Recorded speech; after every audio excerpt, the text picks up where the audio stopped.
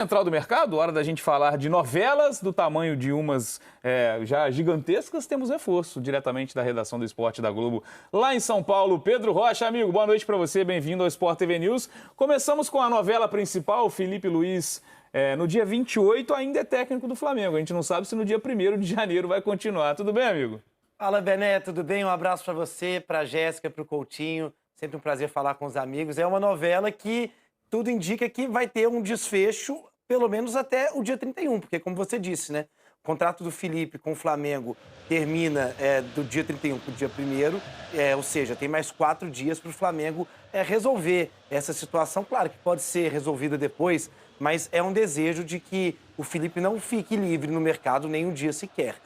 O que a gente pode trazer de atualização sobre essa proposta que o Flamengo fez pela renovação do Felipe? É uma reportagem que o Caio Mota trouxe hoje no GE. Globo, que ele diz que o Felipe aceitou a proposta salarial feita pelo Flamengo, mas ele exige que o contrato, o salário dos seus auxiliares seja discutido de forma separada. E aí eu explico o que significa isso no mundo do futebol hoje. Porque quando você normalmente contrata, fecha um contrato com um treinador, vamos supor que o treinador ganha R$1 milhão. Dentro desse 1 milhão está dividido os salários dos preparadores físicos, dos auxiliares técnicos. Então, e aí cabe ao treinador decidir, com base no que ele acha justo, quanto que cada um desses profissionais que vão acompanhá-lo vão receber.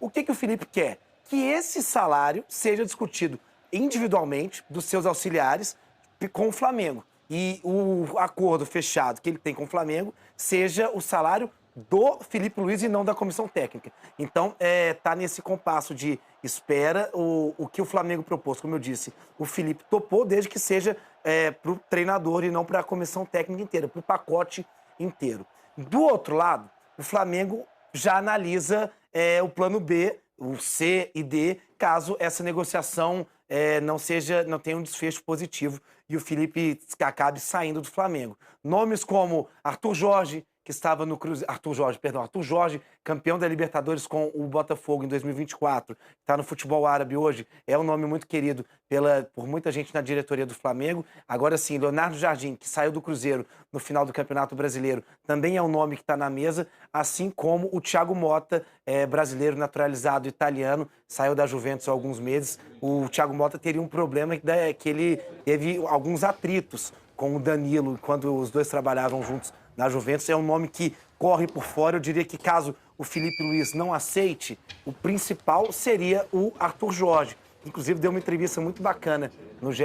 Globo, falando sobre a situação dele, a vida, a vontade que ele tem de trabalhar aqui no Brasil. Ele teve uma sondagem do Cruzeiro, antes de fechar com o Tite, que esbarrou na multa que o time teria que pagar de rescisão de contrato, que gira em torno dos 4, 5 milhões de euros. Mas isso não seria problema para o Flamengo, evidentemente, com o faturamento que teve nessa temporada de 2025. Então, Bené, eu diria que pode acontecer tudo, inclusive nada. É isso, a gente segue acompanhando essa novela. Você citou essa entrevista que o Arthur Jorge deu, né? O GE. Globo publicou na íntegra. A gente tem um trecho para mostrar essa entrevista que o Arthur Jorge, né, lá no Catar, concedeu a Letícia Marques e ao Richard Souza. Ele falou sobre uma certa saudade do futebol brasileiro. Olha, eu digo sempre que é a paixão daquilo que tu sentes em cada momento do teu dia-a-dia. E é incomparável porque eu venho do Brasil, onde para mim é para mim o topo de nós vivermos essa paixão futebolística. E, portanto, sinto falta disso, sinto falta daquilo que é o dia-a-dia, a rotina, a competitividade,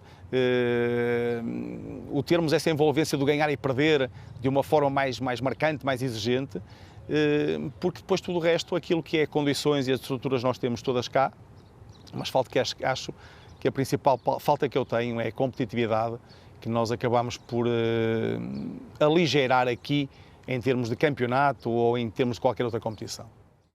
Aí o Arthur Jorge, técnico, foi campeão brasileiro da Libertadores. Bronzeado, né, Bené? Hã? Tá bronzeado. É. Tá bronzeado, não tem competitividade, mas tá curtindo. Tem mais tempo, né? Tem mais tempo pra pegar sol, pra ir numa Ruim piscina. também não, né? Ganhando muito dinheiro. Exatamente. E aí, Jéssica, é natural que o Flamengo olhe para outras opções também, né? Em meio a uma negociação com o Felipe Luiz, a temporada que vem começa mais cedo, a gente já está falando de Supercopa do Brasil para o Flamengo em janeiro, Campeonato Brasileiro começando em janeiro, então é natural que o Flamengo olhe para outros alvos também nesse momento. E a gente fala da questão financeira e por isso que é muito complexo a gente analisar isso tudo, né? Porque o que está embarreirando uma renovação do Felipe Luiz é a questão financeira.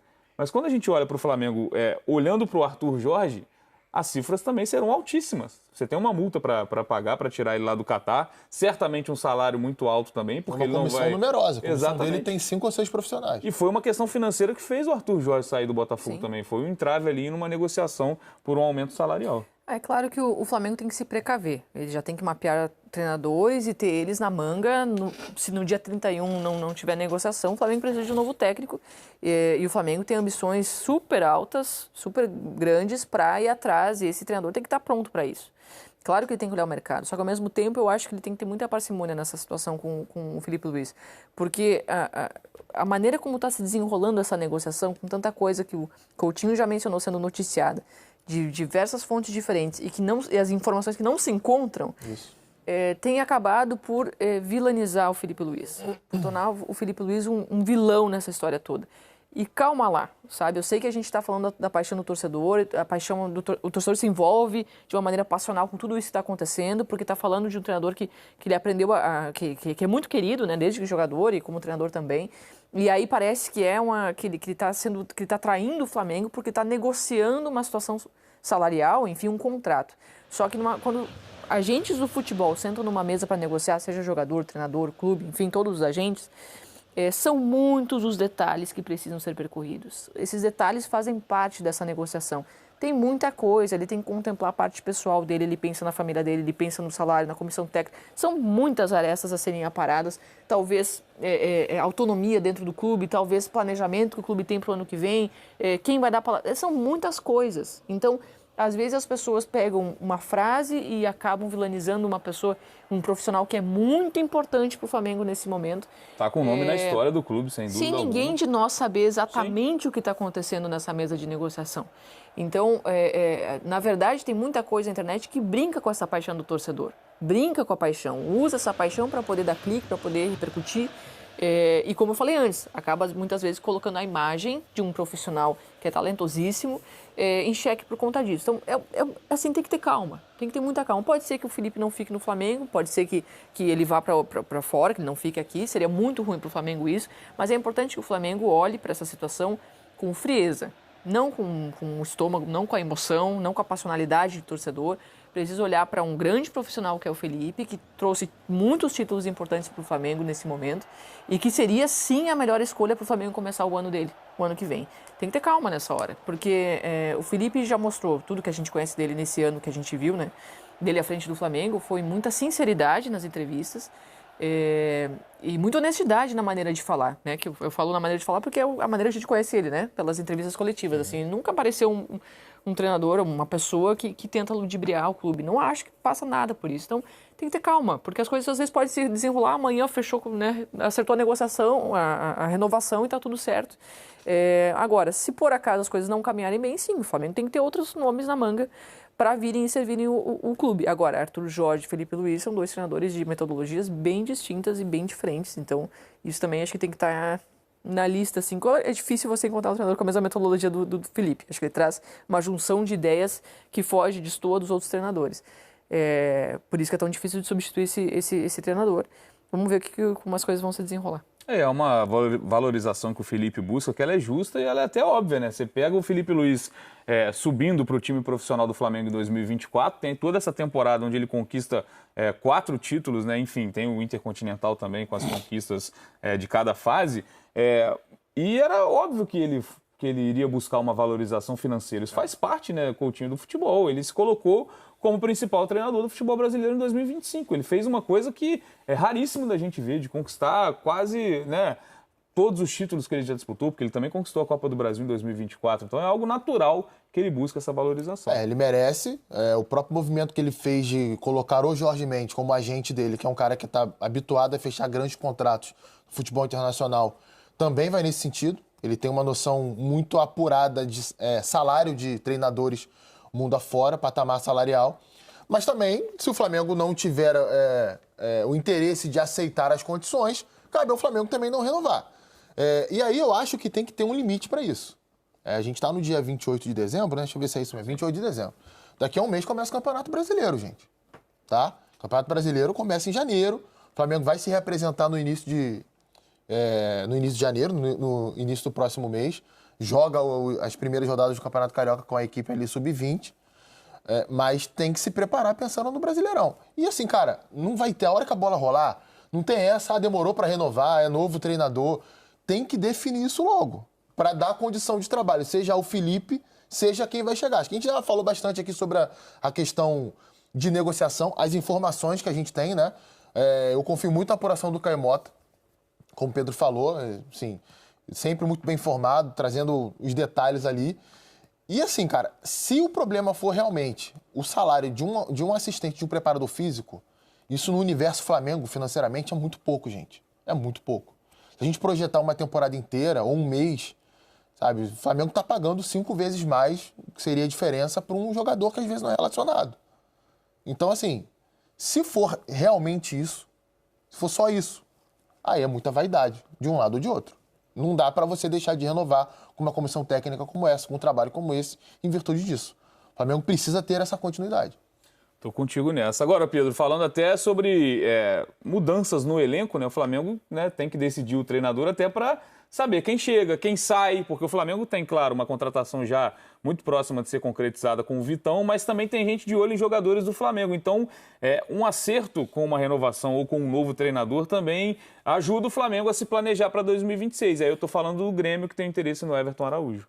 Exatamente. É exatamente isso que eu ia falar, com base nisso que o Coutinho disse agora. O planejamento do Flamengo passa muito pela definição de quem vai ser o treinador. Então, principalmente alguma saída que aconteça, no caso do Everton Araújo, que é a notícia de hoje no GE. Globo, que o Grêmio tem interesse na contratação do jovem volante, qualquer sinalização do Flamengo vai acontecer só depois da confirmação da saída ou permanência do Felipe Luiz. O que eu posso dizer a respeito do Everton Araújo? É um jogador que o staff dele vê com bons olhos o fato da possibilidade dele ganhar minutagem. Não penso que o Flamengo venderia o Everton Araújo em definitivo para o Grêmio. Muito se falou de um interesse do futebol alemão no jogador. Tem uma porcentagem também do Volta Redonda. Recentemente a gente foi gravar uma reportagem para o Esporte Espetacular lá em Volta Redonda. Então, eu fiquei sabendo que existe uma expectativa muito grande de uma venda do Everton, porque o Volta Redonda tem alguma porcentagem, não sei se apenas de clube formador. Então, é um jogador que é um ativo grande do Flamengo. E essa negociação, seja ela por empréstimo, que é o que se desenha caso ela aconteça, ou uma venda em definitivo, no caso mais provável para o futebol europeu, tudo isso só vai acontecer depois da definição. Se o Felipe fica ou se ele vai embora. E caso ele vá embora, se o novo treinador tem a intenção de permanecer com o Everton Araújo, que não teve muito espaço nessa temporada de 2025, né, amigos? É isso. Agora, Pedro, falando também de outra negociação que a gente já fala há alguns dias, e até toca num ponto também de uma questão de idolatria, que a gente até citou de certa forma, com o Felipe Luiz saindo ou ficando no Flamengo, é a do Marlon Freitas, saindo do Botafogo e acertando com o Palmeiras, né? O que a gente já vem falando há alguns dias, e a notícia de agora, também publicada pelo Caio Mota, que trabalha bastante nessa época do ano, a gente sempre tem que dar aquela moral para ele. Na central do mercado. Chapecó, tá fazendo tudo remoto. Home office, aquele home office que a gente sabe muito bem. Tá lá trabalhando. É isso, a notícia é que o Marlon Freitas abriu mão, né, do percentual que pertencia a ele para acertar essa negociação. Só me perdoa um segundinho, só para a gente terminar do Flamengo, para falar do Vitão também, que evoluiu bastante também nesses últimos dias. E essa sim uma novela, meus amigos, porque a primeira proposta do Flamengo pelo Vitão aconteceu antes do Campeonato Brasileiro terminar. E era uma proposta que o Flamengo propôs pagar parceladamente e abater a dívida que o Internacional tinha com o Thiago Maia para trazer o Vitão. O Inter não aceitou a proposta, o Cruzeiro entrou no negócio e avançou para contratar o Vitão. O negócio do Cruzeiro envolveria 10 milhões de euros e ainda a cessão em definitivo do zagueiro João Marcelo e o Japa, volante por empréstimo. Estava tudo certo, faltou combinar com o João Marcelo, que recusou as duas propostas. É tudo muito complexo nessa central do mercado, amigos. A gente acaba que a gente sai da redação, a gente não entende tanta complexidade que às vezes tem uma negociação como essa. Imagina essa agora, do Cruzeiro com o Vitão, envolvia os dois clubes, o jogador e mais outros dois atletas. O João Marcelo não topou ir para o Internacional. Aí a negociação esfriou, o Flamengo recebeu essa notícia e voltou à carga para contratar o zagueiro. E aí deve ser uma negociação envolvendo o perdão da dívida do Thiago Maia e esse valor que deve girar em torno dos 10 milhões de euros, a negociação completa e o valor à vista. Aí tem essa mudança. A primeira proposta do Flamengo era um valor parcelado e agora o valor à vista. Esse que seria o primeiro reforço do Flamengo para 2026, independentemente ou não da permanência ou saída do Felipe Luiz. É um desejo do clube contratar o Vitão. Detalhe, tá? Que teria o contrato terminando no final de 2026. Ou seja, Vitão poderia assinar um pré-contrato com qualquer outro clube em junho, julho desse ano. E aí o Flamengo chega à carga dessas cifras altíssimas. Cruzeiro também iria pagar isso. Eu diria que cada ano que passa, a gente vê esse mercado cada vez mais inflacionado. Desculpa por ter voltado ao tema Vitão. E daqui a pouco a gente fala do Marlon Freitas, que também é uma situação muito parecida, né, Bené? Porque ele também teria o contrato acabando em 2026. Não, é isso. Você que manda. Central do mercado, você que comanda. E Coutinho, a gente já falava, né, sobre o Vitão, que é uma boa contratação, como o Flamengo passa a ter duas grandes duplas de zaga, né? O Flamengo, na minha visão, tem a melhor dupla do futebol brasileiro na temporada de 2025, com o Léo Ortiz e Léo Pereira, e também reforçando, dando corpo a um elenco, né? Uma dupla de zaga reserva que tem status de titular em quase todos os outros times da Série A do futebol brasileiro. Assim, basta ver o que o Vitão jogou no Inter, né, nas últimas temporadas. Acho até que dentro das piores fases do Inter, ele era um dos poucos ali que conseguia se salvar. É um jogador que o José Boto conhece há muito tempo, né? Levou para o Shakhtar já, quando era da base do Palmeiras, e é um desejo antigo do Flamengo também. O Flamengo chegou a tentar o Vitão no meio da temporada, fez proposta ali, mas era uma situação ainda que estava distante do final do contrato, como o Pedro bem detalhou ali. E é um valor muito barato, cara, o Flamengo está pagando pelo Vitão. É claro que tem o abatimento da dívida com o Thiago Maia, mas eu estava lendo a questão da correção da dívida. O Flamengo vai tirar do bolso 6 milhões de euros pelo Vitão. A gente vai falar de uma possibilidade de saída do Freitas do Fluminense para o Bolonha daqui a pouco, entre 6 e 8 milhões de euros. Compara os dois zagueiros. Sim. E a idade dos dois, né? Vitão é excelente zagueiro, o Flamengo vai poder revezar mais a sua dupla de zaga. É isso, né? Porque a gente até tocou nesse ponto, né, Jéssica? É difícil achar lacunas num elenco tão forte como o do Flamengo, mas acho que em 2025 uma delas foi essa questão de ter um quarto zagueiro no elenco para quando precisar rodar essa dupla, né? Léo Ortiz e Léo Pereira jogaram incessantemente na temporada. Acho que foram os jogadores que menos deixaram o time até por conta dessas poucas opções. O Danilo teve problemas físicos em determinado momento da temporada. Como titular, o Léo Pereira só fica abaixo do Rossi. É isso. O jogador de linha é o que mais jogou. Mas se ele tivesse lesionado, né, o Flamengo teria passado pro sufoco para encontrar. É uma boa negociação, sim. Acho que para os dois lados, assim, porque o Inter está precisando quitar suas dívidas, né? Do Thiago Maia era uma necessidade muito grande de quitar. O Inter não está conseguindo ter fluxo de caixa para pagar, para usar moeda para pagar, então teve que usar nos seus jogadores. Ao mesmo tempo, acho que abre uma lacuna no próprio Inter. É difícil você repor um zagueiro como o Vitão, não é fácil encontrar e o sistema defensivo para o Inter importou muito nesse ano, né? Então, assim, mas foi uma maneira que o Inter entendeu para conseguir quitar uma dívida que estava incomodando e para poder também fazer um caixa, né? Porque o Flamengo vai pagar um valor ainda em cima. Para o Flamengo, eu acho que é um bom nome, sim. O Vitão vai ser uma alternativa, né? Acho que ele pode buscar crescer, buscar espaço na equipe titular, mas acho que ele chega com o status de uma alternativa para o elenco. Ele que é um jogador que tem muito talento, uma certa dificuldade na bola aérea, mas é muito jovem, né? Pode ainda crescer muito. Nos melhores, dos zagueiros, assim, nessa posição, é quem tem se destacado no país, assim. Então, acho que é um acréscimo interessante para o Flamengo.